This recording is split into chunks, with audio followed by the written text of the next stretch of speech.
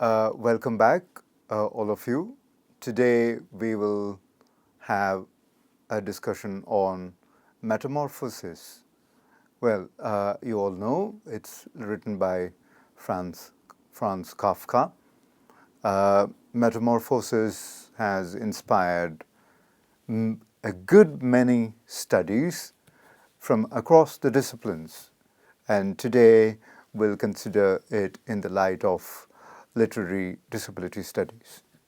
Well, part one, I call it Metamorphosis, a story of human predicament.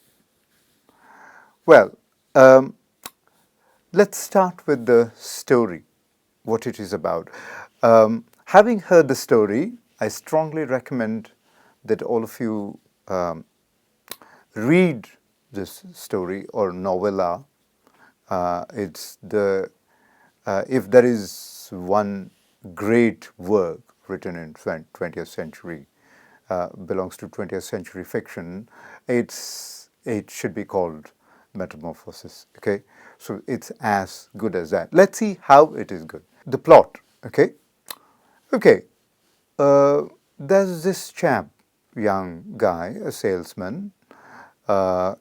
He sleeps and, well, like all of us, cozy up into bed, and then early morning he's supposed to wake up by an alarm ring.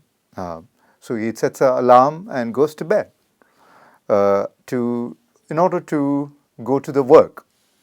Okay, go by train and join his sales job. But he awakes with immense pain and looks at the window.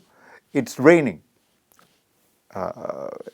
It looks like a musty, windy, rainy day. A dull but a pleasant one. But he notices pain all over his body. Then is unable to lift. Then turns and sees that it looks like his whole body, his back particularly, looks like a shell, like a big beetle. Okay, his belly looks brown, and he could not lift his hand because hands don't seem to be there. He is able to turn his head and discover that he has innumerable tiny legs which which cannot do anything. But he is able to have all the thoughts, reveries, if you want to, about his human existence. But there's something horrible gone with his body. It feels like some say cockroach, some say beetle, but nevertheless a big worm. It feels so big that he twists it, but he could not. It feels pain. Okay, and then he said, "My God, what nonsense is this? If I could sleep a little more, I'll be fine." Then he tries and tries and tries, never is able to do that. But the idea that something has happened to his body does not yet register until there's a knock at his door. Gregor, wake up. It's kind of time. His mom knocks once. His dad, Gregor Samsa, knocks the door, and his lovely sister, Greet, also knocks at the door. But he's saying, yes, I am sort of waking up. But his voice changed. Husky, like a cockroach. Okay? But there's nothing happening. And he wakes up, sort of not able to respond, but he is able to hear them, but they are not able to recognize his voice, change voice, as it were. Look at this. So this office guy, his boss, comes to home and starts complaining. Gregor is already late. He's not good for anything. We are going to fire him and so on. But he tries to respond. But so Gregor musters all his body with lots of courage and somewhat slides up like a beetle. Slides up and using his strong teeth, sort of turns the key on, and he opens the door. And there they have a vision of darshan, as it were, of the big vermin. My God, they all faint, and the guy who came in complaint runs away, and mother cries, father faints, and all the pandemonium. Okay, so now we know that Gregor is human in mind and worm in body. So he's different. So then he lies down there in the room, and the family comes and goes, and his sister Greet is given in charge of feeding him, and day in and day out, leftovers at home, and goes on. So what happened? Let's fast forward. So what happens? Well, days goes by, and his sister, his patience also runs out. They try on the one hand to feed him based on humanity with leftovers from home. On the other hand, they are increasingly feeling the nuisance of feeding this chap. Well, this worm, as it were. So they become poor. Because Gregor is the sole breadwinner. Okay, and so they lodge a portion of their home for boarders. They come, and they discover that there is a giant insect. So claiming that the house is non-hygienic, they blast these guys and then walk away. And meanwhile, Greet plays great violin, Mozart, to their, but they are not able to appreciate. But Gregor is able to appreciate the music. Still is human, but slowly, when the lodgers move away, Gregor's father take a revenge by throwing apple on his back, and it lodges on his back and makes a dent, and then it rots, leaving the body, his insect body slowly take the infestation. So then at some point his dear sister says it's high time that we get rid of the insect. He is no more Gregor. So having heard words of insult, neglect, and abandonment, he decides to die. So next day, early morning, he is found dead, and they clear the insect. Gregor's family sends a family with leftover money, go to the city, and then they board a train, and they discover that their young daughter is grown up, and she is marriageable enough. So that's the story. The seemingly very dark story, but it reveals a lot about our human condition. So that's why I thought I will introduce the lecture, the two-part, by calling the first part a commentary on a story of human predicament, Okay, a note on Kafka. Well, this is his given his own submission about his personality. Incapable of striking up an acquaintance with anyone, incapable of tolerating an acquaintance, fundamentally full of endless astonishment when I see a group of cheerful people. And he goes on and on.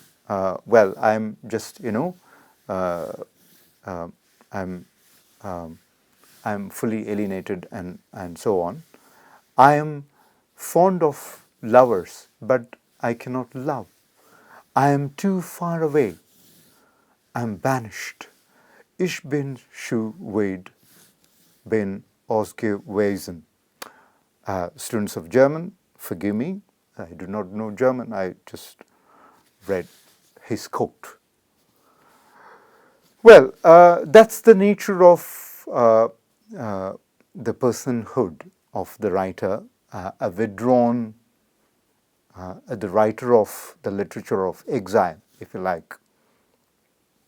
If you like, his preoccupation is about abandonment and how that informs so much of humanity. So by talking about his condition, he has managed to throw a sharp critique of our condition. Right? So style, what kind of a style?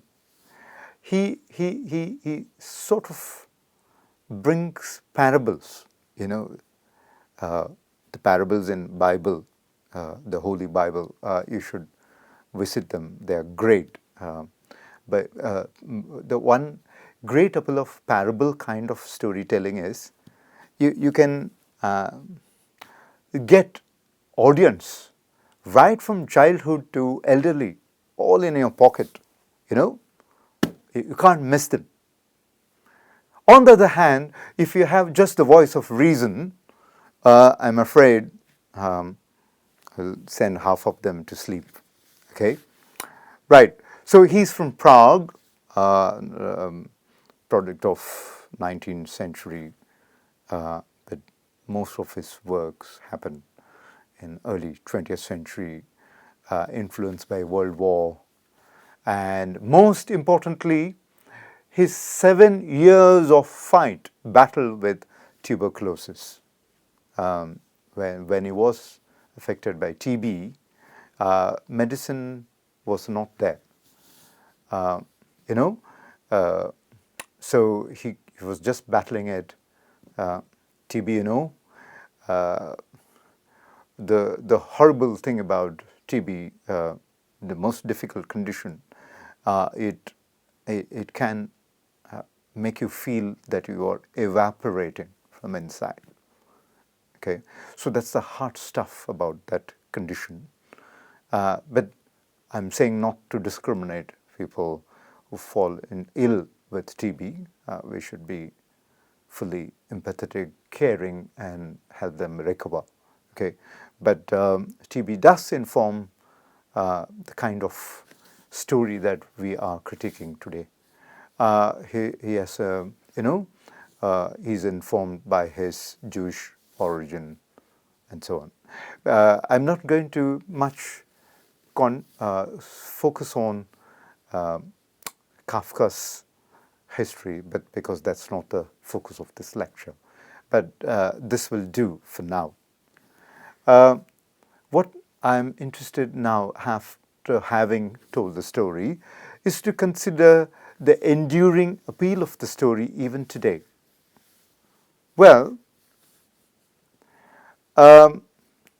in 21st century, while I talk now about suddenly a man going to bed and getting up, feeling or really seeing that he has become somebody different, I'm inclined to now focus on our life with fantasy and reality, not as a binary, but as a contiguous reality. in itself, contiguous entities in itself. In Tamil, is it dream? Is it real? Is it reverie? You pinch yourself and find out sometimes some most surprising pleasant event or a shocking event that surprises you may make you alternate between or fantasy and reality. You tend to doubt whether that's true or not.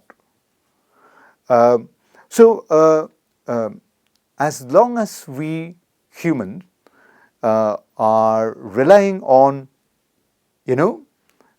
this edge, the edge between fantasy and reality for our everyday survival, metamorphosis is going to inform us, inform our human thinking, living, and being.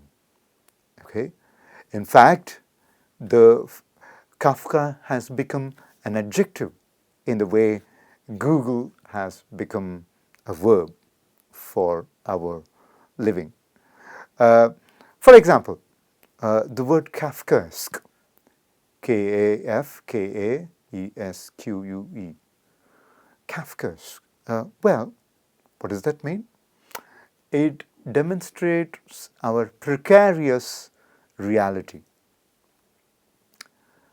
Take the following examples. Somebody being accused and legally captured or jailed or whatever, in spite of the fact that they are innocent. Somebody trapped in war-ridden places despite their innocence. A life of alienation in urban living. A life of loneliness where you have only your mobile phone to meddle with in an urban life. A life where only visual connect, distant visual connect exists and no human connections exist. A life where you are under trial for no reason at all. This kind of sublime moments that make you alienate from inside and existentially banished from inside, that moment is called the Kafkaesque moment, where one neither feels human, nor alive, nor fully dead, nor fully animal too. Okay? So I'm sorry, that sounds a bit dark, but I'm afraid we all go through that moment at one time or other. That's the truth of life. Okay? So, that edge, Kafka captures it so well, and dehumanization, disgust, productivity-driven lifestyles. Remember, Gregor wakes up only to vex about his life-sucking, blood-sucking job as a salesman. Imagine a photocopy person whom you jolly well go to a shop and give your book for photocopying. Day in and day out, he keeps one page after like this. Every day, 3,000 pages. First of all, he would have damaged his shoulder. Secondly, because of his lack of connect with his job, he feels fully alien. Actually, that's the point of that's the great point made by Marxist criticism. Okay, so what am I trying to say? Kafka's metamorphosis has given rise to various interpretations across meanings and meaning generations, and the alienation that come to us in various shapes. Okay, so that is where several disciplines, in some sense, seek recourse to, metamorphosis to make a point or two about our contemporary moment. So that makes me go to disciplinary conversations. A few examples I would like to cite. Let me take psychoanalysis, for example. Well, talking about few disciplines in few minutes, that sounds stupid actually, but if we give that kind of sampling, then it makes it easy for me to evaluate, analyze metamorphosis from the point of view of disability studies, which I do in part 2. So let's take psychoanalysis. Well, psychoanalysis is roughly 100 years old, but our curiosity of the mind is not 100 years old, it's as old as humanity. That said, psychoanalysis is about the first interpretation of dreams, published in 1901 or 1900 by Sigmund Freud, was primarily concerned with dream interpretation of dreams. That's the name of the book. So what happens then? Several symbolic association in dreaming. Dream as a preserver of sleep. First of all, dream is posited by Freud as a preserver of sleep. You dream because you want to preserve sleep. Oh, wow. Gregor wants to sleep again and want to reverie about something pleasant, but sorry to the nightmare or reverie or reality, he looks different. And psychoanalysis is about our inner life, something beneath the skin. Here, it is true that a major event has happened. A lot of us undergo sometimes torture, sometimes ill health, maybe delirium, maybe disturbances of the mind and body and so on, maybe paralysis and many things, okay? So that time, what is your mental life? What is your emotional life? What is your experiential inner person?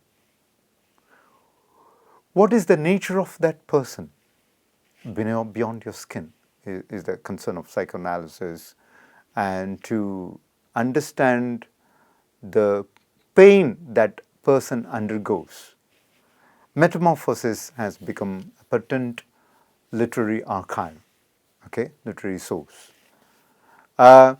Philosophically, by way of philosophy as a discipline, well, existentialism, the study of existence, existence in profession, as a IT professional, as a student, as a salesman, as a domestic help, as a partner, as a homemaker, as a brother, as a child, as the elderly person, as a critically ill person.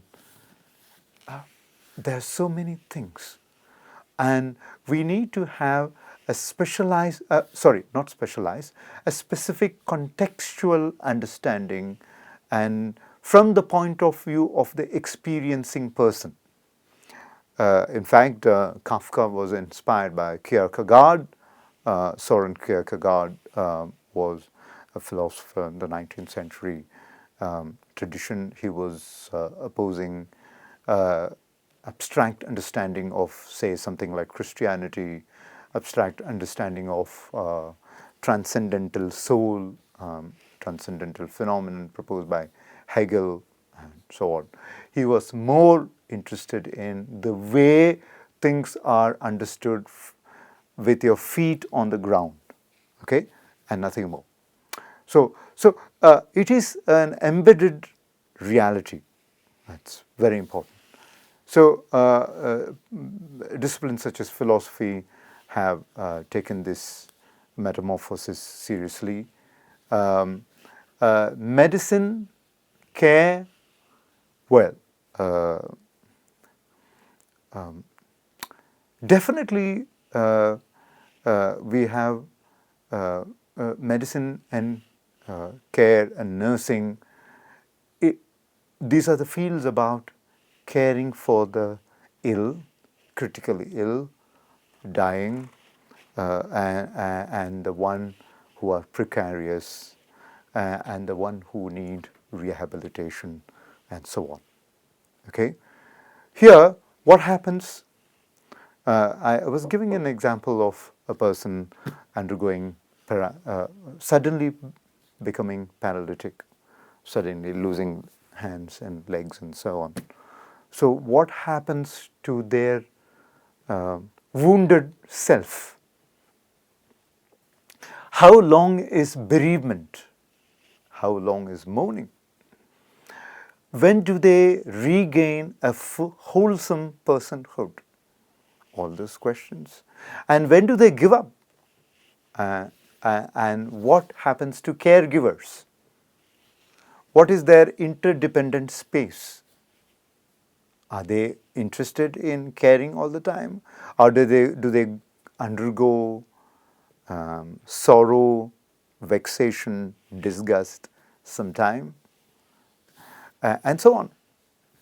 So all these questions have come under the medical humanities and disability studies arena. And the disability studies, critical disability studies, for sure, the Kafkaesque existential crisis around the globe, Metamorphosis has become again a rich narrative archive to study, both in the West and East.